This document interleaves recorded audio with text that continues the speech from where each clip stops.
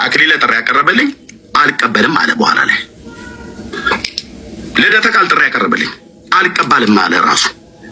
እኔ ለቀሲስ ዲበኩሉ ጥሪ ያቀረብኩለት፣ ለቀሲስ ዲበኩሉ ጥሪ ሳቀርብለት ዘማርያም የሚባለው ሰውዬ የደምረውንም ጥሪ ያሰረዘው እሱ ነው። የዲያቆን ማነው ስዩምንም ጥሪ ያሰረዘው እሱ ነው በውስጥ። እሺ የዲበኩሉንም ጥሪ ያስቆይ የዲበኩሉንም ጥሪ ሰዎች በሌሉበት የሰው ሰዎች ሲጠራ ሀሜት ነው ባይዘወይ በሌሉበት ኤርሚያስ ይዋሽ እውነት ይናገር እነዛ ሰዎች በሌሉበት ከተወራ ሀሜት ነው ባይዘወይ። እኔ አሁን እዚህ ያሉትን ሰዎች ፊት ለፊት የተናገርኳቸው የሌለ ሰው ስም አልጠራው ሀሜት ነው። ቀሲስ ዘበነ ቀሲስ ዲበኩሉ ገሌ ገሌ ሀሜት ነው ይሄ። ኦኬ ምክንያቱም ከአክሊል ጋር የነበረው አክሊል በቪዲዮ እስከ መረጃው አውጥቶ ኤርሚያስ እንደዋሻ አሳይቷል። ኦኬ ግን አሁን አክሊል በሌለበት ግን አክሊል ወክዬ አላወራም። እኔ ግን ሀሜት ነው፣ ወንድሞቼን አባቶቼን ሀሜት ነው። እኔ እንኳን አላረኩትም። ኦኬ በትምህርት ነው እየጠየቁ ያለሁት።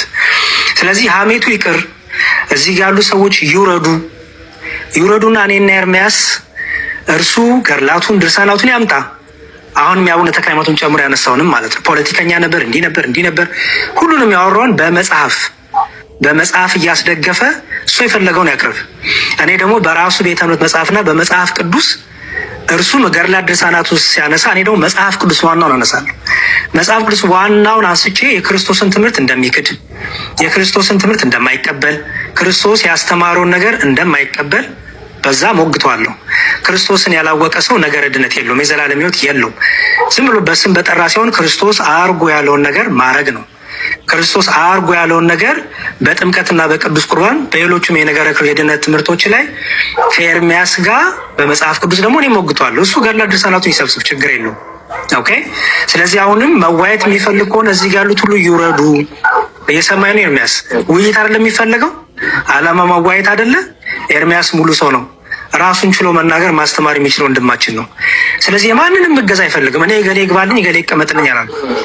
ካስወርድና ሁለታችንንም እኔና እሱ እንወያ። አይ እኔ አልወያይም ካለ ዳጊ ከሆነ ዳጊ መሪጌታ የተባሉት እዚህ ጋር ያሉት እንግዲህ ጴንጤ ከሆኑ እሳቸው ሉክ ፕሮፋይላቸውን ራሱ ያው የፊት ለፊት ስለምናገር ነኝ። ኦኬ ይሄ ሁሉ ማስመሰል፣ ይሄ ሁሉ መደባበቅ፣ ተኩላነት አያስፈልግም። በቃ አውልቀው ልብሳቸውን በሱፍ መምጣት ይችላሉ። ኦኬ ጴንጤ ከሆኑ ነው እየተናገርኩ ያለሁት። ምክንያቱም ኤርሚያስ እሳቸውም ስለ ይቀመጡ ስላለ ማለት ነው። ኦርቶዶክስ አባት ከሆኑ እሳቸው ምንም እንትን የለውም። ጴንጤ ሆኖ ከሆነ ግን ይህን ፕሮፋይል ያደረጉት ይሄ በጣም ትልቁ ሌብነት ነው። ኦኬ ጴንጤ ሆኖ ይህን ካደረጉት ፊት ለፊት ነው የምናገረው። የሌለ ሰው አላማም ይሄ ውሸታምነት ነው። እንደዚህ አይነትም ወንጌል የለም። ሰው ያላመነበትን ነገር ለድራማ ማድረግ የለበትም። ስለዚህ ምንድነው የምናደርገው መሰለ ኤርሚሻ ወንድሜ ኤርሚያስ አለ። እሱ መዋይ ከቻለ ይውረዱና እኔና እሱ እንዋይ። ሁሉም ይውረዱ፣ ማንም አያስፈልገንም። ራሳችንን ቆመን ቤተ እምነታችን ወክለን መናገር እንችላለን። እሱም ቤተ እምነቱን ወክሎ በቤተ እምነቱ መጽሐፍ እንደ ጴንጤ ኮንሲደር አድርጌው የሁሉንም ትምህርት ጠይቋለሁ ማለት ነው። የነገረ ድነት ትምህርታችን እንዋያለን። ስለዚህ አሁን ምንም ባኬንድ ፎርዙ በዚህ ወጥቶ ዘበነ በዚህ ቲክቶክ እንኳን የሌላቸውን ሰዎች ውይይት መጣት በጣም አስቂኝ ነገር ነው። ሰው ዘበነ በዚህ ወጥቶ ቀሲስ ዲበኩሉ በዚህ ወጥቶ ከሚባል ይኸው በቃ መተናል። ስለዚህ እንዋይ። ከቻለ እሱ ካልቻለ ደግሞ ለብቻው የሚዋይ ሰው ካለ ከዛ ሰው ጋር ለመዋየት ፈቃደኛ ነኝ። አለበለዚያ ግን ዝም ብሎ ቃቃ ጨዋታ እንጨዋት ከሆነ ግን ምንም ጥቅም የለውም። ኤርሚዬ እና ወደ ገደለው ብንገባ ጥሩ ነው። እዚህ ጋር ያሉት ይውረዱና ኤርሚያስ ብቻ እንዋይ። የፈለገውን ያንሳ። አይወርዱ አስወርዳቸው። አይወርድ አንተ ቅድም ዳንኤል ይውረድ ብዬ ስራቱ አይወርዱ ብለሃል። ከወረደ ሁሉም ይወርዳል ነው ያልኩት። የአብርሃም አምላክ ምስክር አይወርዱ ማለት ማንም አያስጠልህም። ምን አገባ መጥቆራ ላይ ናት። የልጁ ጥያቄ መጥቆራ ላይ ነው። ናገባ መጥቆራ ብዙ ነገር አንስታል። መጥቆራን ብቻ ሁሉንም ያነሳው ነው። መጥቆራ ላይ ናገባ። ስለዚህ ቆይ የልጁ ጥያቄ የመጥቆራ ጉዳይ ነው። አንድ ጥያቄ የገድለ ተክለ ሃይማኖትንም እየዋሸው ነበረ። እሱንም በኋላ ደግሞ ስለዚህ አውርዳቸውና ኤርሚያና ብቻ እናውራ። አይወርዱም እኮ አልኩ። ምንድነው ችግር የለውም። የሚቀመጡ ኒውት ካለ ኖ እንደዛ ብሎ ነገር የለም። ምን ነው ቀደም አይወርዱም። መዝሙር በደንብ ምን ችግር አለ? ቁጭ ብለው ሚውት አትግባ፣ በመሀል ሚውት አታንሳ። ኤርሚ አስወርዳቸውና እኔና እሱ ብቻ እንዋይ። በቃ ሙሉ ሰው ነው፣ በቂ ሰው ነው። እኔም በራሴ በቂ ነኝ። አስወርዳቸው፣ ማንም አያስፈልጉም። በቃ ኤርሚሻ ማንንም እንዳታስወርድ። ከኦርቶዶክሳውያንም የገቡት አዳም አለ፣ ዳንኤል አለ፣ መዝሙር አለ፣ ሌላም አዳም ይውረድ። እኔ አገዛ አልፈልግም። አይወርዱም። ማናቸው ውረድ አዳም ለምን ማናቸውም አይወርዱም። ይውረዱ። ኤርሚ ቢወርዱ የኔ ወንድሞች አይወርዱም። ከፈለግ አስወርዳቸው አንተ በመብት ማለት ነው። አሁን እገዛ አልፈልግማ። አንተ ብቻ ለምን ነው አንተ ፍርሃት ለምን አለ? አይ ተው ኤርሚያስ፣ እንደዛ ነው። እውነቴን ፈሪ አሁን እውነት ለሰሚው ፈሪ ማለት ፍርሃት ለምን አለ? ለሰሚው ፈሪ ማለት ነው። ለጥያቄ ኤርሚ ቆይ አንድ ሀሳብ ልስጥ ፕሊዝ። አንዴ ስታወራ ጥያቄህን አደባብሰው ሊያልፉ ነው የፈለጉት። እኔ እየሰማሁ አይደለ? እኔ እየሰማሁ ሰዎች አይውረዱም ይውረዱም ይቀመጡ ይታነሱ ማንንም እንዳታስወርድ። አዳምንም መልስ አስገባው። ማንም ሰው አይወርድም። እኔ ላስማማችሁ። እባካችሁን ስሙኝ። ኤርሚያስ አንዴ ፕሊዝ ሀሳብ ልስጥ። ሀሳብን ጨርሰሃል። አሁን አንተ እንደፈለግ ሀሳብ ልስጥ ፕሊዝ። ሀሳብ ልስጥ። ኤርሚ ሁላችን የምንማረው ከውይይት ነው አይደለ? ኤርሚያስ አሁን እንደምታየው 15 ሰው ጠርቻለሁ አለ። መቼም 15 ሰው ሲጠራ ሰዎች አጅቡ አይደለም የሚጠራው። እኛም ውይይት ስንጠራው አጅበህ ይዘና አንለውም። 15 ሰው ጠርቻለሁ፣ ወንድ የሆነ እኔ ፊት ይቁም፣ ጀግና የሆነ እኔ ፊት ይቁም ይላል አይደለ? ኦኬ እኔ ወንድ ነኝ ጀግና ነኝ አይደለም። ምክንያቱም ወንጌል ፉከራ፣ ሽለላ፣ ቀረርቶ አይደለም። ግን ይኸው አራንዴ ሀሳብ ልስጥ ፕሊዝ። ቁጭ ብሎ ያሻል። አልሰማኝ በውሸት ይታወቃል። እኔ 15 ሰው ጠርቻለሁ። 15 ሰው ጠርቶኛል ያልኩት አድምጠኝ። ታርመኛለህ ተራ ሲደርስ ለምን ትዋሻለህ?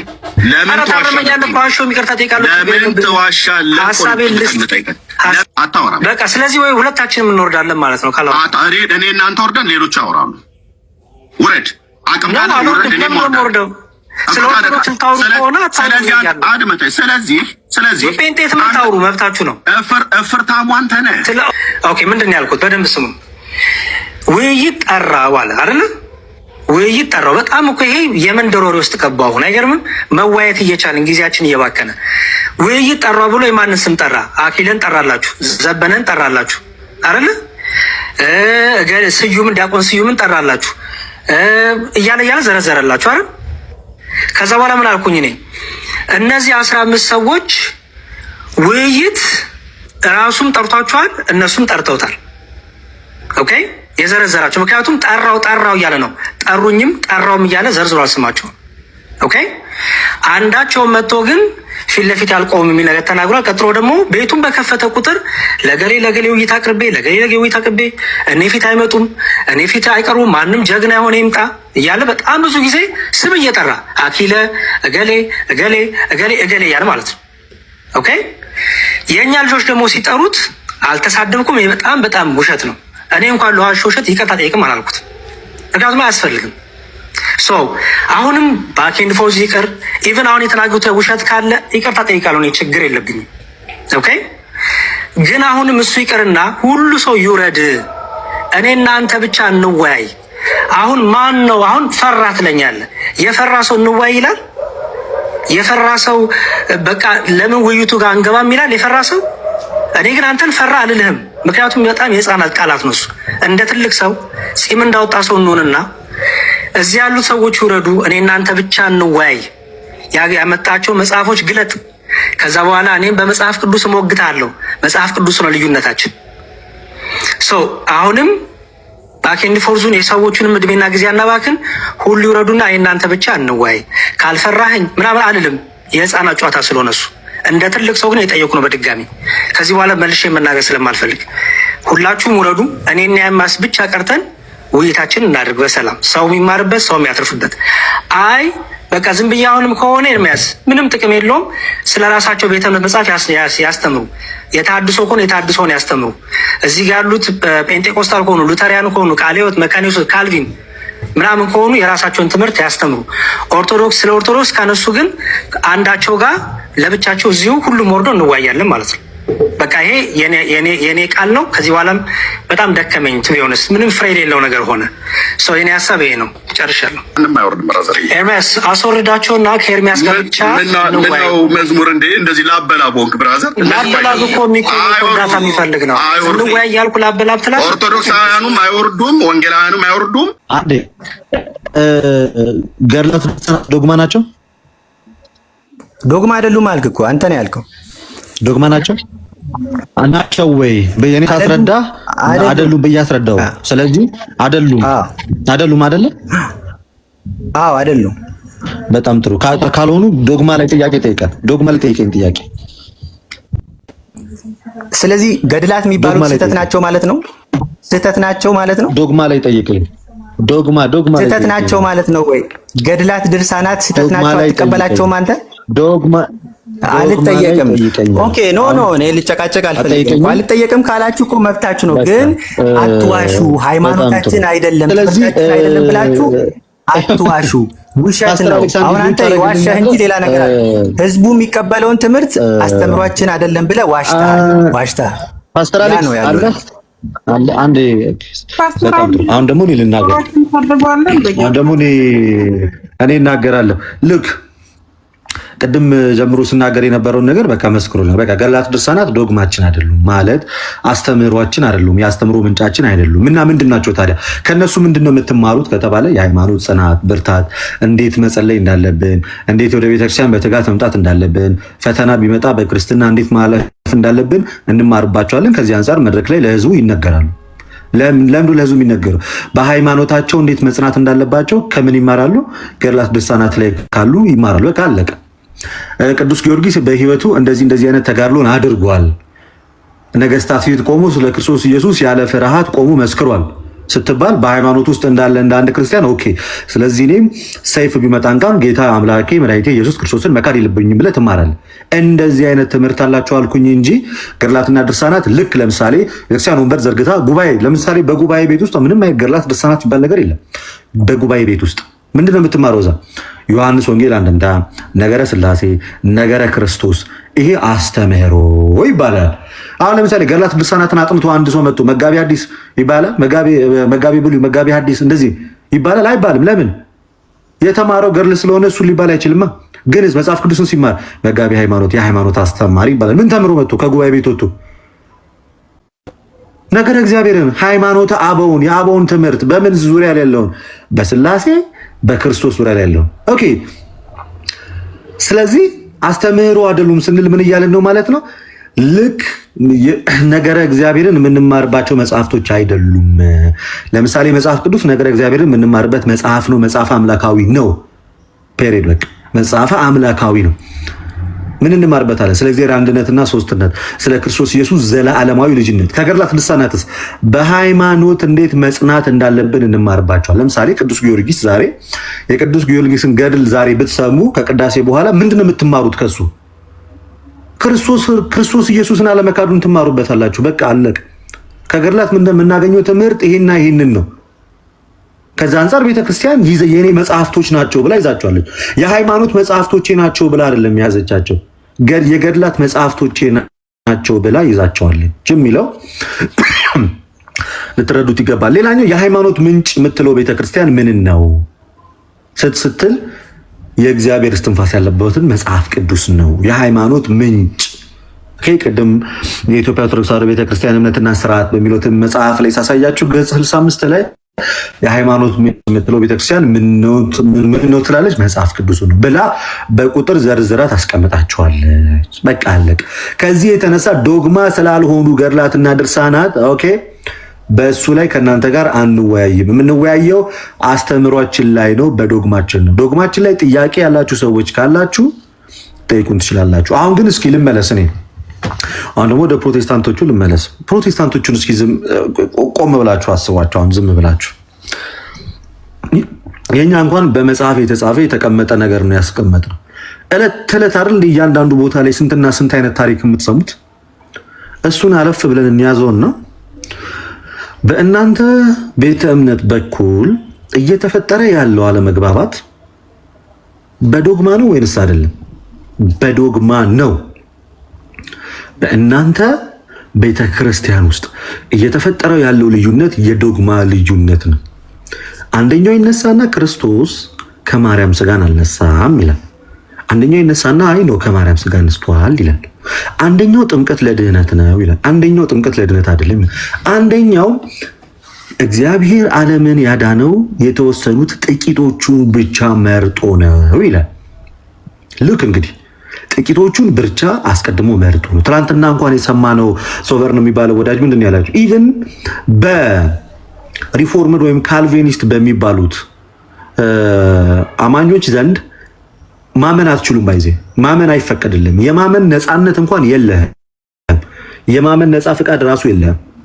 እንድታምን እምነቱን ራሱ የሚፈጥርብህ ራሱ እግዚአብሔር ነው ብሎ ነው የሚያምኑት። ይሄን ያህል ሮቦቲክ የሆነ ኑሮ ነው የምትኖረው። እግዚአብሔር ይመርጣል፣ ከዛ እንድታምን ትደረጋል። ቃሉን ሰምተህ እንኳን አታምንም። ታውቃለህ ለምን? እነሱ ወንጌል እንደሚሰብኩ ሁሉ አላውቅም። በምድር ላይ የት የሰማኸውን ወንጌል ነው የምትሰብከው? አንተ እኮ የዳንኮ ተመርጠህ ነው እንጂ ወንጌሉን ሰምተህ አምነህ እኮ አይደለም እኮ። ትናንት ምንድን ነው ያለው? እንዴት ነው ያመንከው ስንለው ተመርጬ። ከዛስ እምነቱን ማን ፈጠረ? እግዚአብሔር እኔ ውስጥ እምነቱን ፈጠረ። እግዚአብሔር መርጦ እምነቱን ፈጥሮ ይሄ እኮ ማለት ነው ልክ ከፕሌይ ስቶር ዳውንሎድ ታደርገዋለህ፣ ስልክ ላይ ሎድ ታደርገዋለህ፣ ከዛ ፕሌይ ትለዋለህ ማለት ነው። ሮቦት የሆነ ነገር ማለት ነው። ምንም የምታውቀው ነገር የለም። መጽሐፍ ግን ሲናገር ምንድን ነው ያለው? ማመን ከመስማት ነው፣ መስማትም በእግዚአብሔር ቃል ነው። ያለ አስተማሪ እንዴት ይሰማሉ አለ። ካልቪኒስቶች ወንጌል መስበክ አትችሉም። ፎር ዩር ኢንፎርሜሽን። ለምን? ይመረጥ አይመረጥ በምን ታውቃለህ? ነው ወንድም ይመረጥ አይመረጥ አታውቅም እኮ። ለኔ ለልደተ ቃል መጣ ወንጌል መስበክ አትችልም። አሁን እነ ሙለታም በሉ ዋሪቨር እነዛ ካልቪኒስት የሚባሉ ጀማ ለኔ ወንጌል መስበክ አትችሉም። ለምን? ልመረጥ አልመረጥ እንኳን እኔ ልመረጥ አልመረጥ አንተ እንኳን ተመረጥ አትመረጥ አታውቅም። በምን እንደተመረጥክ አታውቅ፣ እንዴት እንደተመረጥክ አታውቅ። ብቻ ራስን እዛ ውስጥ አገኘሁት ብቻ እኮ ነው እያልክ ያለው። ኦኬ። እና እንዴት ነው ተነስተህ ወንጌል የምትሰብከው? ኢማጂን ሰው ከእናቱ ማህፀን ዱብ ሲል ካልቪኒስት ሆኖ ነው የሚወለደው። ኦኬ በቃ አይ ተመርጠሃል በቃ እንዴ። ከዛስ ደግሞ ከነሱ ውጪ ሆኖ ደግሞ አልተመረጠም። ሌላውሳ ይወሰንበታል ወደ ዘላለም ጥፋት። ኢተርናል ዲስትራክሽን የሚባል ነገር አለ። ዘላለማዊ ጥፋት መንደድ ማለት ነው፣ ምኑንም ሳያውቀው እና በዚህ ዓለም ውስጥ የኖርክ ነው መተለኛ ወንጌል የምትሰብከው አትችልም። ዩኬን እንኳን ላንተ ለጎረቤት ወንጌል መስበክ አንተ እንኳን እንዴት ሆነ እዛ ውስጥ እንደገባ አታውቅም እኮ ነው የምልህ እኮ። አንተ እንኳን እንዴት እንደገባ አታውቅም እኮ። ክርስቶስ ኢየሱስ ወደ ዓለም ሲመጣ ወይም እግዚአብሔር አንድያ ልጁን ሲልክ እንዴት ነው የሚለውን ሐሳብ በመጽሐፍ ቅዱስ አስደግፈን ብናወራው ደስ ይላል። ዮሐንስ 3:16 እንደዚህ ይላል፣ በእርሱ የሚያምን ሁሉ የዘላለም ሕይወት እንዲኖረው እንጂ እንዳይጠፋ እግዚአብሔር አንድያ ልጁን ሲሰጥ ድረስ ዓለሙን እንዲሁ ወዷልና፣ ዓለም በልጁ እንዲድን ነው እንጂ በዓለም እንዲፈርድ እግዚአብሔር ወደ ዓለም አላከውምና። ስለዚህ በእርሱ የሚያምን ሁሉ ነው እንጂ በእርሱ አስቀድሞ የተመረጠ ሁሉ አይደለም። እግዚአብሔር አንድያ ልጁን ይላከው ለዓለም ሁሉ ነው። እግዚአብሔር የመጣው የእግዚአብሔር ልጅ የመጣው ዓለምን ለማዳን ነው።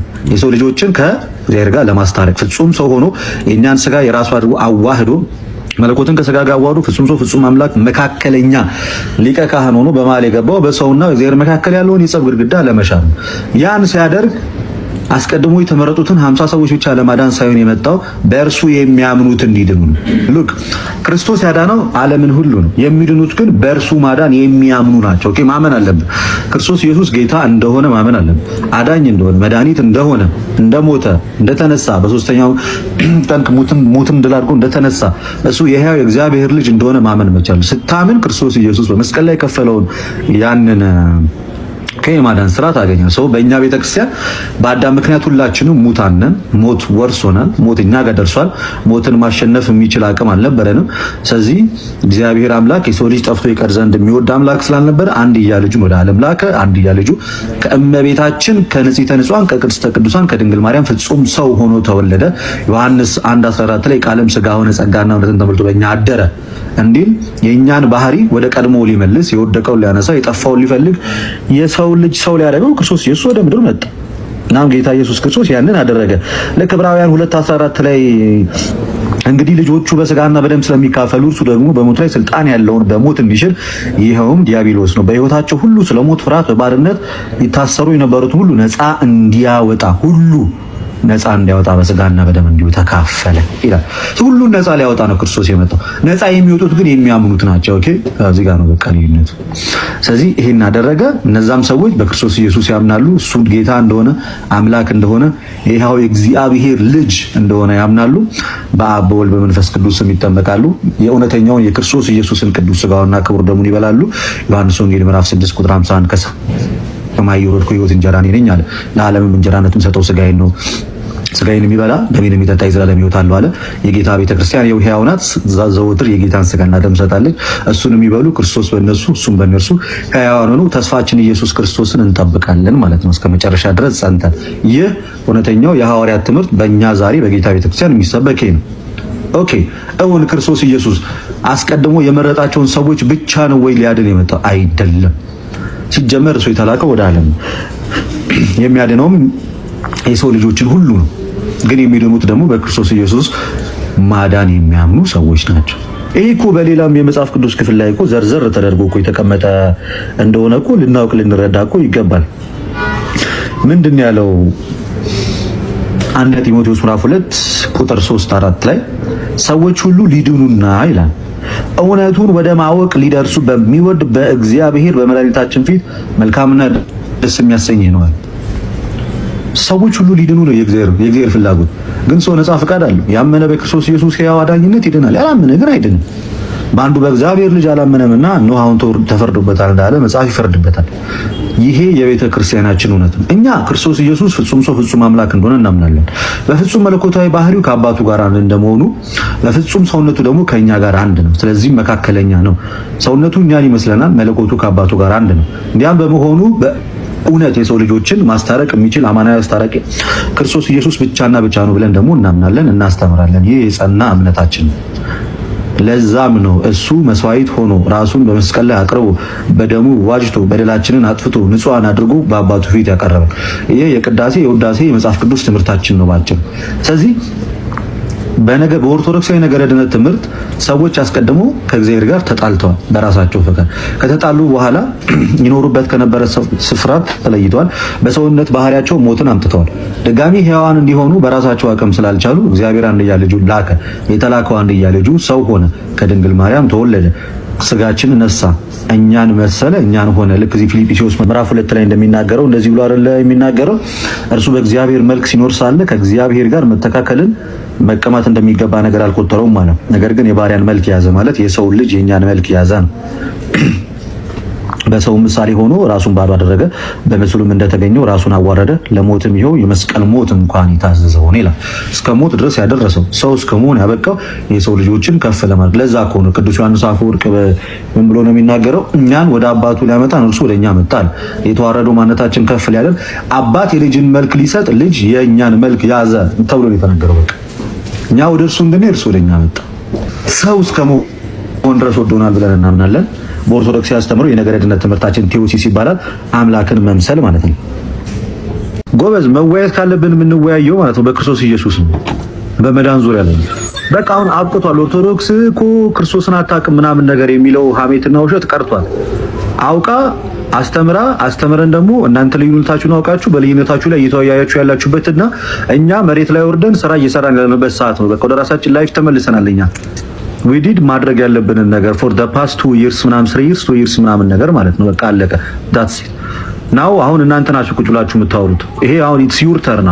አሁን ላይ እንደ ድሮ በቃ መሸፋፍ ምናምን ነገር አያስፈልግም። ሶ ምነግራችሁ እውነት ምን መሰላችሁ?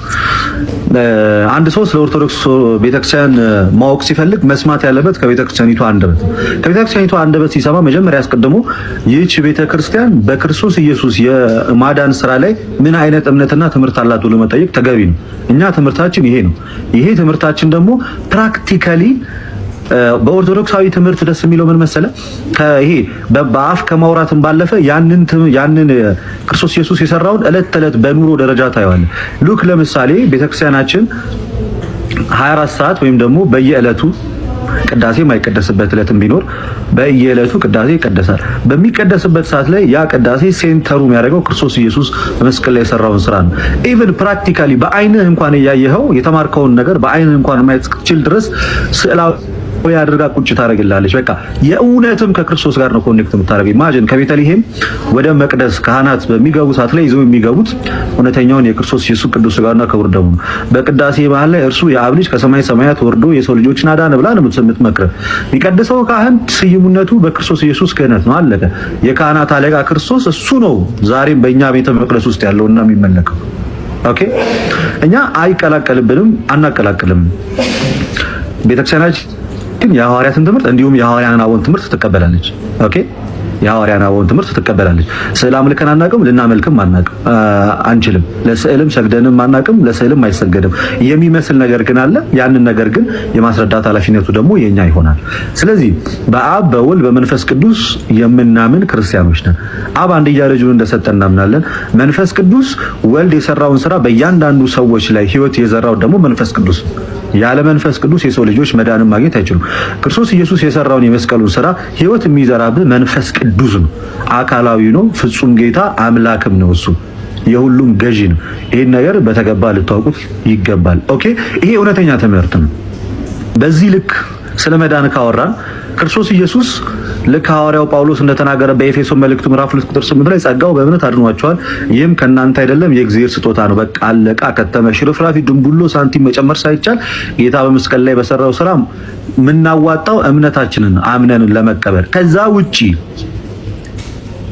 ውጪ ተነስቼ እጨምርበታለሁ የሚባል አንዳችም ነገር እንደሌለ አውቃቸው። ሰው እንዲያው በጸጋው የክርስቶስ ኢየሱስ ማዳን ተከፍለናል። ስንካፈል ግን አምነን አገኘን ብቻ አይደለም እንላ አምነን ተጠምቀን የጌታን ቅዱስ ሥጋውና ክቡር ደሙን ተቀብለን መጽሐፍ እንዲል በጣም ብዙ ጥቅሶች ይደግፉናል። ባይዚ ኦርቶዶክሳውያን በጣም በዚህ ላይ ያለን እምነት ልክ እንደሆነ ማለት ነው። በፕሮቴስታንት ወንድሞቻችን መካከል ደግሞ ምንም ልዩነት አለ። ግማሹ የክርስቶስ ኢየሱስ ቅዱስ ሥጋውና ክቡር ደም አማናዊ አይደለም ይላል። ፔንቴኮስታሉ እምነቱ ነው የያዘው አንድ መጽሐፍ ቅዱስ ነው። ልክ ሉትራኑ ደግሞ ይመጣና አይ አማናዊ ነው ለኃጢአት ስርየት ይሆናል የያዘው አንድ መጽሐፍ ቅዱስ ነው። ከዛ በሁለቱ መካከል ልዩነትን ትመለከታል። ወደ ኦርቶዶክስ ስትመጣ በጌታ ሥጋ ወይም ደግሞ በቅዱስ ቁርባን ላይ የአስተምሮ ልዩነትን ትመለከታል? አትመለከትም። እኔም አማናዊ ነው እላለሁ፣ ሌላ ዓለም ላይ ያለው ኦርቶዶክስ ወንድሜ አማናዊ ነው ብሎ ይቀበላል። ይሄ ምን ያሳያል? ጌታ ምን እንዳለ በዮሐንስ ወንጌል ምዕራፍ 17 ከቁጥር ያለ አባት ሆይ አለ እኔና አንተ አንድ እንደሆንን ከቃላቸው የተነሳ እንዲሆኑ ዘንድ ስለነርሱ እለምናለሁ። ስለነርሱ ብቻ ሳይሆን በስሜም ስለሚያምኑት ጭምርም ነው ይልና ይናገራል። ስለዚህ እኛ ይህ የትንቢት ቃል ወይም ይህ የጌታ ቃል በእኛ ላይ ሰርቷል። አለቀ። ምክንያቱም ከቃላቸው የተነሳ እንዲሆኑ ዘንድ ስለነርሱ እለምናለሁ አለ። በቃ እኛ በመሰረታዊ አስተምሮ አንድ ነን። ልዩነት አጥተን ልናወራ አንችልም። ስለዚህ ጌታ የሰው ልጆችን ወዶና ፈቅዶ ከሰማይ ወርዶ ሰው ሆኖ ያዳነን ክርስቶስ ኢየሱስ ብቻ ነው። ያስታረቀን ከአባቱ ጋር ነው። የታረቅነው ከእግዚአብሔር ጋር ነው። አስታራቂ መካከለኛችን ደግሞ ሊቀ ካህናት ክርስቶስ ኢየሱስ ነው። ስለዚህ እንዲህ በዚህ ልክ የሚመሰክርን አንድ ክርስቲያንን በጨለማ ውስጥ ነው ያለው ብሎ ማመን ይሄ ከጭፍን ጥላቻ የመነጨ እንጂ የወንጌሉን ትምህርት ከማወቅ ነው ብለን ለማመን እንቸገራለን። ዞር ብለን ደግሞ እኛም በዚህ ልክ ሲተች የነበረው አካል ምን ብሎ ደግሞ ይናገራል? ክርስቶስ ኢየሱስን እጅግ በጣም ጨካኝ አምላክንም ጨካኝ የሚያደርግ ደግሞ ከባድ ትምህርት አለ።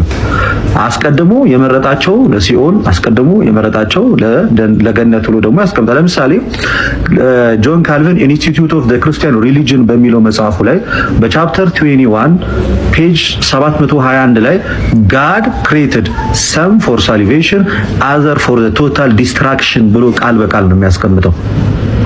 ምን ማለት ነው?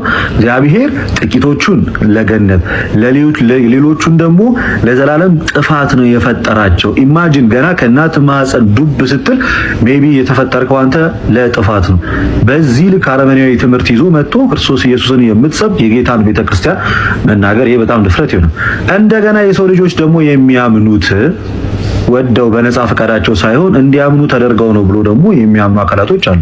በዚህ ሉትራኑና ካልቪኒስቱ ይመሳሰላሉ። በቅድመ ውሳኔ ትምህርትና ነጻ ፈቃድ የለውም በሚለው ሰው ኦፍ ኮርስ ሰው ከእግዚአብሔር ጋር ተጣልቷል፣ ግን ሙሉ ለሙሉ ነጻ ፈቃዱን ግን አላጣም።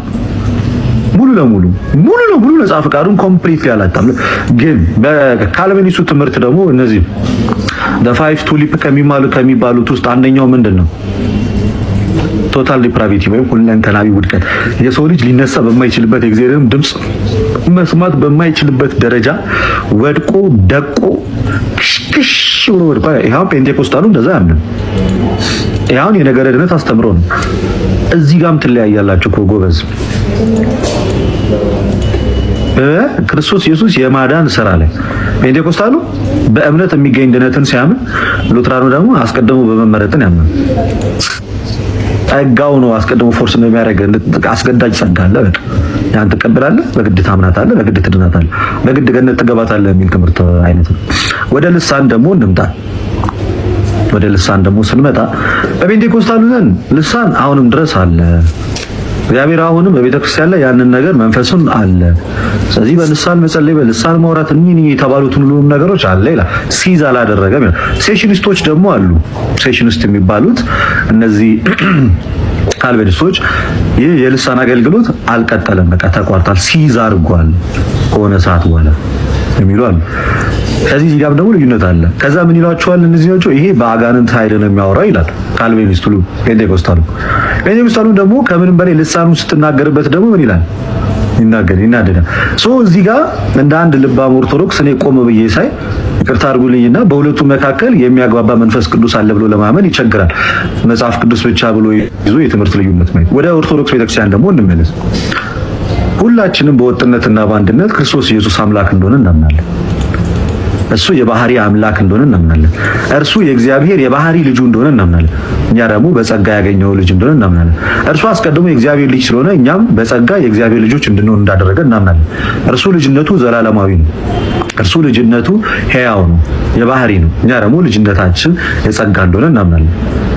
በዚህ ልዩነት አለመኖሩን ስትመለከት ኦኬ ይሄ ሐዋርያት ትምህርት ነው እንድትል ያደርጋል። ጋይስ በደንብ ልብ ብላችሁ አዳምጡ።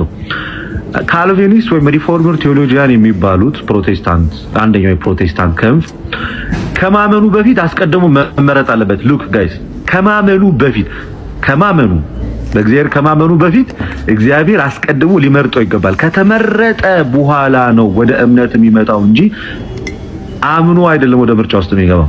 ለማመን በራሱ መጽሐፍ ቅዱስ ግን ሲናገር ሰው ለመዳን ማመን አለበት ይላል። ለመዳን ማመን ካለበት ለማመን ደግሞ የእግዚአብሔርን ቃል መስማት አለበት አይደለም የሚለው። እነዚህኞቹ ፕሮቴስታንቶች ግን ከእምነት በፊት የእግዚአብሔርንም ቃል ከመስማትህ በፊት ማለት ለማመን የእግዚአብሔርን ቃል መስማት የሚጠበቅብህ ኢቭን የእግዚአብሔርን ቃል ከመስማት በፊት ገና ከእናትህ ማህፀን እንደወጣ ኦኬ መመረጥ አለብህ። ካልተመረጥክ የእግዚአብሔርን ቃል መስማት አትችልም። የእግዚአብሔርን ቃል ካልሰማ ማመን አትችልም። ከምንም በፊት ከቃሉ በፊት ከእምነት በፊት መመረጥ ይቀድማል ብለው ነው የሚያምኑት እነዚህ ሰዎች። መመረጥህም በምን አወክ ነው?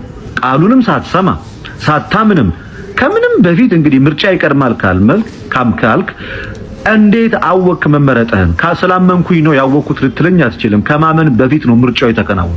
በምን አይነት ሁኔታ እግዚአብሔር መረጠ? አንተ አላመንክም፣ በኃጢአት ውስጥ ነው ያለኸው፣ ወድቀሃል። በአንተ እምነት መሰረት ክሽክሽ ብለህ ወድቀሃል። የእግዚአብሔርን ቃል መስማት አትችልም። የእግዚአብሔር ቶታል ዲፕራቪቲ የሚለው ትምህርት ሁለንተናዊ ውድቀት ነው። የእግዚአብሔርን ቃል በጭራሽ መስማት በማችልበት ደረጃ ወድቀሃል። እሱ እንደመረጠ በምን አወቅ? ፕሮቴስታንቱ ዛሬ መጽሐፍ ቅዱስ ብቻ የሚል አስተምሮን ይዛል። እውነት መጽሐፍ ቅዱስ ዳኝቷችኋል ወይ? አልዳኛችሁም ስትሉ መጽሐፍ ቅዱስ የበላይ ባለስልጣን ነው አላችሁ። እናሳ ፓስተር አሌክስ ይሁን ኤፍሬም ይሁን ሙለታ ይሁን ልክ መሆኑን መጽሐፍ ቅዱስ መቼ ዳኛችሁ? በተረዳና ባወቃችሁት በየራሳችሁ መንገድ አይደል እንዴ ሁላችሁም እየሄዳችሁ ያላችሁት? እኛሳ እኔ የገባኝ እንዲህ ነው ብሎ ዘማርያም መሄድ ይችላል ወይ? አይችልም።